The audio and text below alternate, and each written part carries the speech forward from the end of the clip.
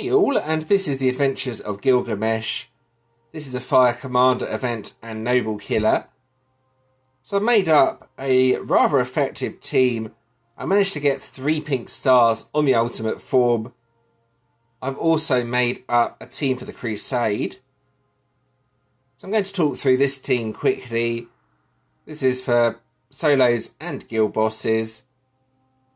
So let's start with the ultimate form, Brothers in Arms. As you can see here, 3 pink stars on the card. So this is a really strong deck actually. Creates 14 fire power gem level 7s and increases fire commander damage by 120%. So yeah, that's actually a pretty big boost and a lot of power gems. So a very good card. Very effective, especially as it's 3 pink stars now. Exalted Champion's another Noble Killer card. The reason this is on the team is because of the Fire Commander boost. 100% for that one. Altion's New Guard, again, 80% this time around on the Commander damage boost. Emoliating Fae, this is 50% damage. Also dispels 1 buff from the enemy and cleanses 1 debuff from each Fire Commander on the team. So this is really useful on the solo bosses. It cleanses blind, which is always really helpful. The main damage comes from Heretic Hunters though, and that's why I have all these other cards that boost up the damage. This one increases self-damage by 275%. Here you can see from that, it's a very powerful card. And as I've said, my aim is to boost up the damage that this card deals by having a lot of other commander cards that boost up fire commander damage. And that's basically how my team works. Sometimes I can get 3 to 4 Q out of Heretic Hunters. For the activation order, it's all about activating Heretic Hunters when there are the most power gems on the grid to upgrade. So you kind of need to judge that. I normally use the ultimate form first, then Heretic Hunters afterwards. But you have to decide that for yourself. So the relics kind of let the team down, but they're still okay.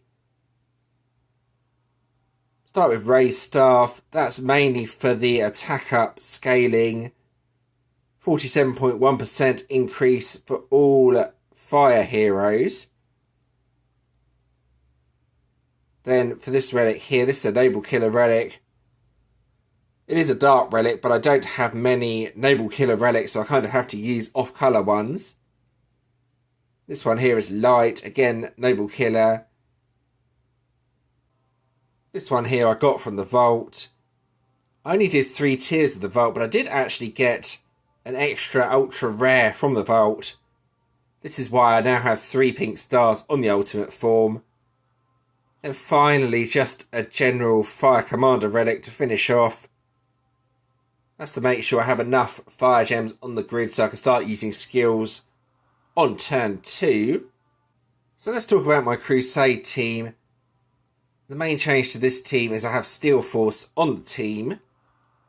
The idea is Steel Force helps me to get through the Crusade bosses as quickly as possible.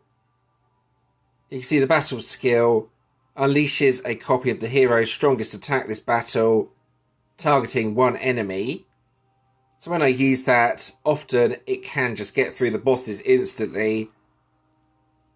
This makes it very effective for the Crusade, and that's why it's on the team. Then my team is pretty much the same as my boss's team other than that. The relics are pretty similar as well in some ways. Less Noble Killer relics and more general Fire Commander relics, plus again Raised Staff. I'll go through them quickly. Nothing overly exciting about them. They're all just general Fire Commander relics, since you don't need to break the shields anymore.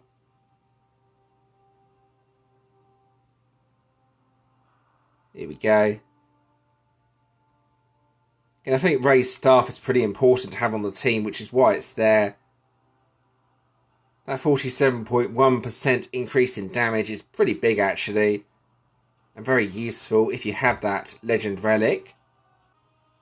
So what other options are there? Well, if you do have the event deck, just have a look at a few of the cards. Have a look at this one. That creates a lot of power gems but doesn't have the boost. So not overly effective. And then if I find the other card, ultra rare, there it is.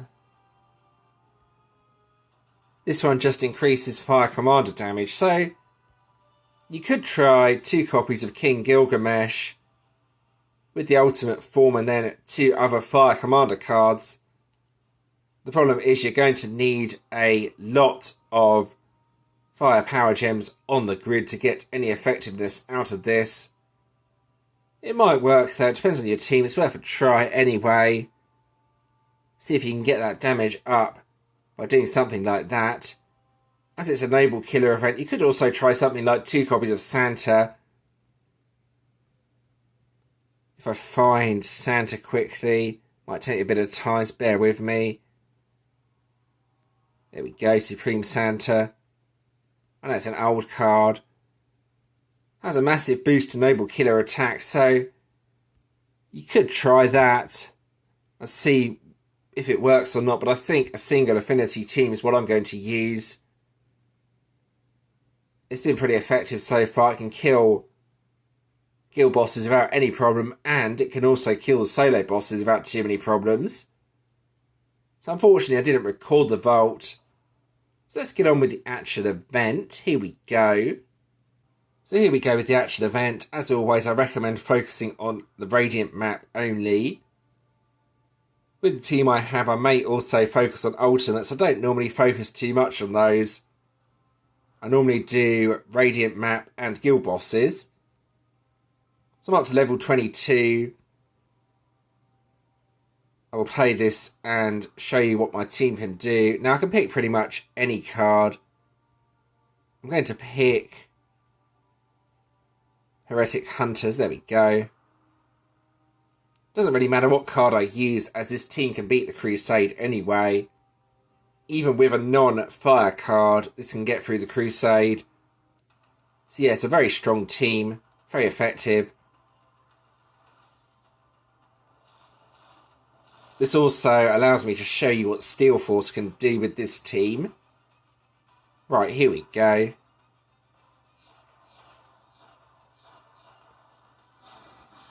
So against the waves, you want to kind of get quite a bit of damage going. Try and do more than enough damage to kill the enemies. The main reason for that is you want to try and get enough damage stored up to defeat the bosses in one hit.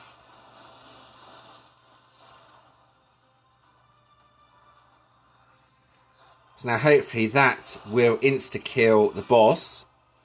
Well, almost. I needed to use one more card, I think, on the waves or enemies before it. You get an idea for what I'm trying to do, though.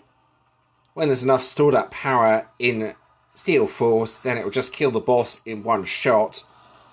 That's what I'm aiming to do here. Then that allows me to defeat the bosses instantly, getting me through the Crusade nice and quickly.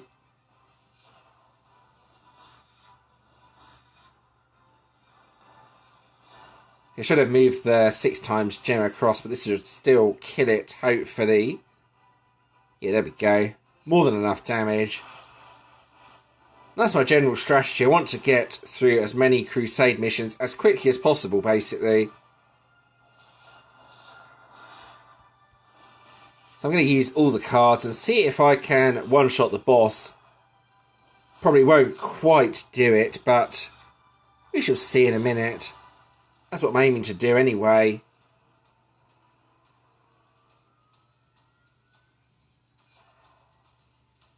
There we go. Hopefully it'll come close to one-shotting the boss. If it doesn't, then no worries. I took off half, so yeah, not quite strong enough, but you can see what I'm trying to do with the team. And this does help a lot as well, as it takes off half the health, making the boss a lot easier. That's a massive overkill anyway, though. So yeah, what I want to do is use a few more cards on the regular enemies, maybe even all the cards. And then that will hopefully kill it almost instantly. Let's try one more. This time I think, let's try with a non-fire card. Just to show you that I can beat this with pretty much any card. Alright, here we go. The HP is still pretty high, as you can see. Oh, so starting with a boss, that's interesting. I'm going to need to use pretty much all the cards to get through the boss on the first wave.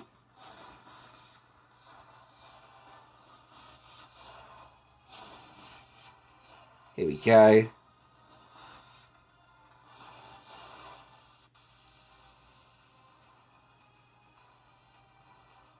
Yeah, that's good damage. That's really good damage.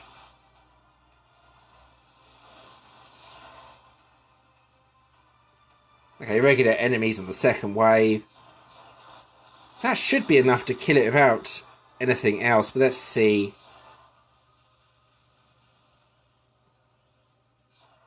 There we go, nice. That should kill it, there we go.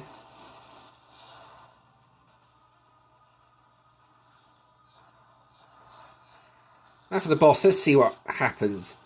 Almost insta-killed it. It's very, very close. If I had a bit more power on the previous wave, it would have insta-killed it. You can see just how useful Steel Force is in the Crusade, though. Okay, I could nuke the Wisp, I guess. That feels a bit harsh, but it works. Right, anyway. End boss, I don't think I'll be able to kill. No, nowhere near enough damage, but this will kill it. And you can see, even with an Earth card, I had no problems getting through the Crusade. Beating it pretty quickly, like so. There we go. 5.6 billion on the Heretic Hunters. That's more than enough damage to defeat the boss. And there we go. So that gives you an idea of what my team can do in the Crusade anyway. Now I need to try and get a solo boss up. I don't know how long this will take, but let's find out. Hopefully it won't take too long. Alright, so I have a Radiant solo and an ultimate up. I'm going to leave the ultimate for later. I want to get the Crusade up to level 150 first. Also, the ultimate will have Chaos and Blind on it, I believe. And Emoliating Fae can only remove one of those, so ultimates are going to be very difficult with my team. So let's just take on the solo boss instead. I will see if I need to do ultimates later on in the event. I'm hoping I can get away without doing them, but if I can't get top 60 without playing ultimates, then I will start playing them. Anyway, here we go with the boss. Right, here it is. So it should be pretty easy. Turn 1, just do a careful move, and then turn 2, just activate the skills, basically. Then the boss will die. Emoliating Fae is pretty much essential, though. When the enemy has blind like this, you can see that removes it. And without Fae, then it would be way harder. Let's see how much damage this does anyway. It's not my best hit. I've done over double this damage, but you can see it makes short work of the solo bosses. Very, very easy to defeat them. Okay, so on to guild bosses. The same team does actually work on these. Chaos and counterattack, both of those are removed by Fae. So yeah, Emoliating Fae is really useful. Let's see how much damage I can do to the boss. It's very, very similar sort of strategy to the solo bosses. I'm using Brothers in Arms first, then Heretic Hunters second. Then using the other cards, that's to try and get the power gems up to the higher level.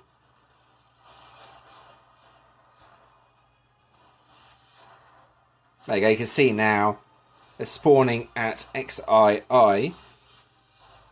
And that's pretty useful. And then just hit, basically. So yeah, no problems on the guild bosses since both of the enemy skills are removed. Takes off a nice chunk of health. Someone else is attacking it, so it's not going to survive for long. But yeah, for Frenzy, all I need to do is do 2 hits, or get my turn 2 attack out, should I say.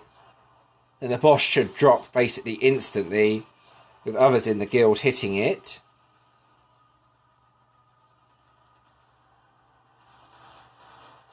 Right, here we go. Let's get hopefully some decent damage going. Let's see. Yeah, so Heretic Hunters second is the best strategy, I think. So you can get the power gems up to a higher level and make sure to match the multiplier gems as well with the grid. Yeah, it's not bad again. 2.5 Q and the boss is defeated. Nice and easy. Let's go and kill another one. These are quite fun with this team. They die really quickly. Here we go. So yeah, I have done over 4Q on Heretic Hunters. The team is a bit erratic. If the relics were better, this would be doing massive damage. Beginning 6Q sometimes on Heretic Hunters.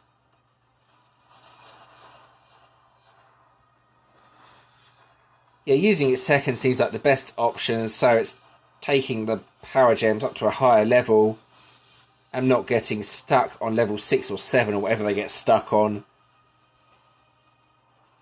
That's not a bad hit, actually. Let's see. Yeah, that's pretty decent. 2.7 Q on Heretic Hunters.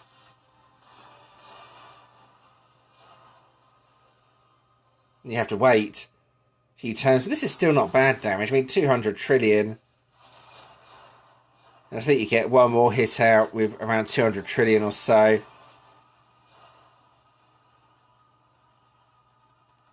Yeah, that was pretty decent, actually. That was more like 400 trillion. And just repeat the process. Probably kill this one on my own, but hopefully someone else will help me kill it. This should be good. Let's see. 6.1 billion, 6.4, 2.2 Q. Yeah, it's good. I can kill this on my own. It's going to take me around 4 attacks, I would have thought, though.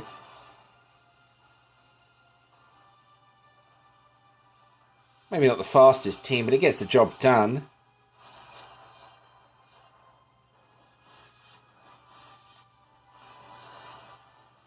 Here we go, I'll get another attack out in a minute. Counter-attack really isn't causing me any problems at all. The damage is so low.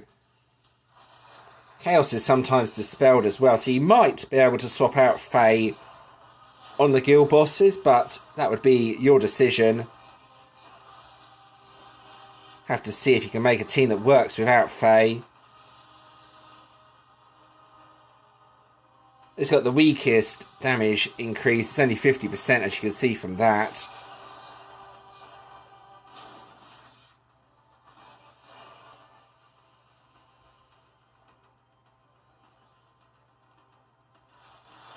So I think I'll quit out there. I'm going to leave a bit of health on the boss so it gets a few more tags and then others can finish it off a bit later on. There we go, that's how much damage I did. Actually, I'll have another look at that just to show you the damage. Total damage was 14.2 Q. Oh, there we go, someone else is finishing it off anyway. There we go, so that's guild bosses. So let's have a look at the event rewards and the event collections. So let's start with the solo collection. It's a good one this time.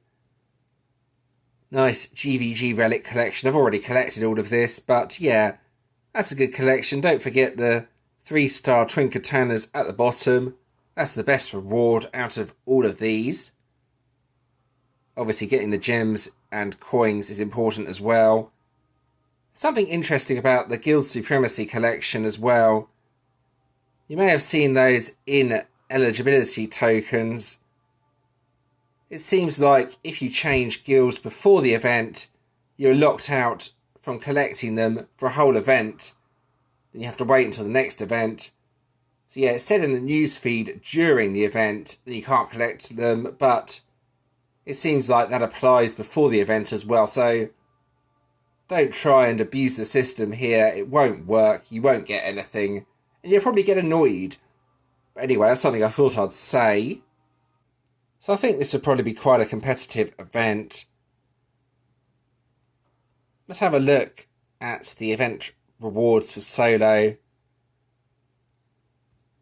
I wanted to scroll near the top as supposedly there's some different rewards, but I can't see them there. Might need to go into the Legends League. Let's have a look at global number 1. Now, supposedly there was something for Wardens that gives in the rewards, but I can't see them. It might be the guild rewards. Let's just have a look at what it is this time around. It's a Warden, okay, an Earth Warden. What skill has it got on it? Vendor skill Armor X, Dispel Fear IX. Well, Armor's alright near the end of a defense, but it can be removed, so it's not as effective as it used to be. Maybe a Warden to consider using if you have an Earth defense, but Earth defenses are quite easily defeated now with all the really strong fire cards there are. And this event is not going to help with that, as the deck is really strong. Okay, so this is what I was talking about. The Twin Ascended Warden Stone gift, but it's only one gift. And wow. They're only giving one gift to the top 5 guilds, to give you an idea of how hard those stones for the new 6 pink star Wardens are to get. So, yeah, that's kind of ridiculous. Yeah, I wasn't really expecting that, but now I know that we're not going to be getting many of those. So yeah, let's quickly scroll over to the news feed and have a look at this in more detail. Have a look, there's a few deals happening this week. Transcended Stone Shards are available as a top reward in this week's event. But yeah, only the top 5 guilds are getting one gift. And that's a bit ridiculous. So what I'm going to do now is just show you a Warden that I could upgrade to 6 pink stars at some point, and just show you how ridiculous this is. So this is 5 pink stars. To ascend to 6 pink stars, you need 20 of those transcended Wardenstone shards, and that gift only gives 1 shard, I believe.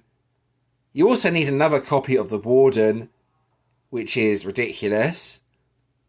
I mean, I don't know how I could even get this Warden again, if I'm being honest.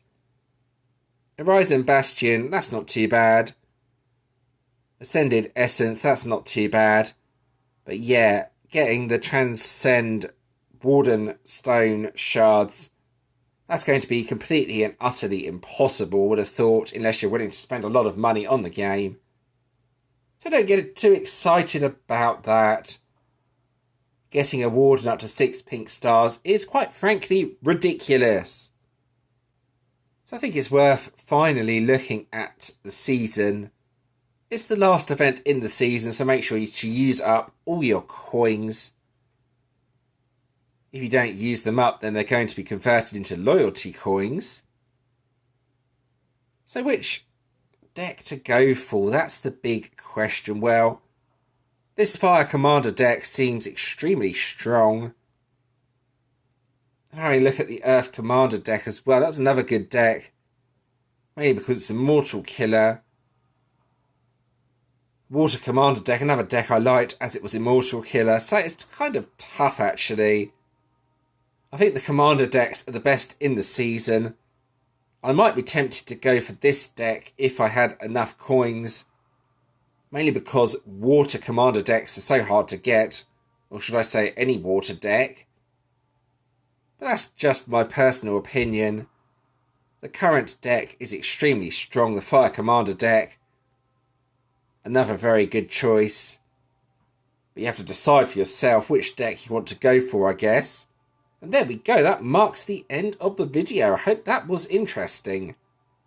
As always, if you do have any questions or suggestions regarding the video, please let me know in the comments and I'll do my best to help. If you did enjoy this video, leaving a like and subscribing to the channel is always appreciated. Thank you to those that have already subscribed, and thanks for watching.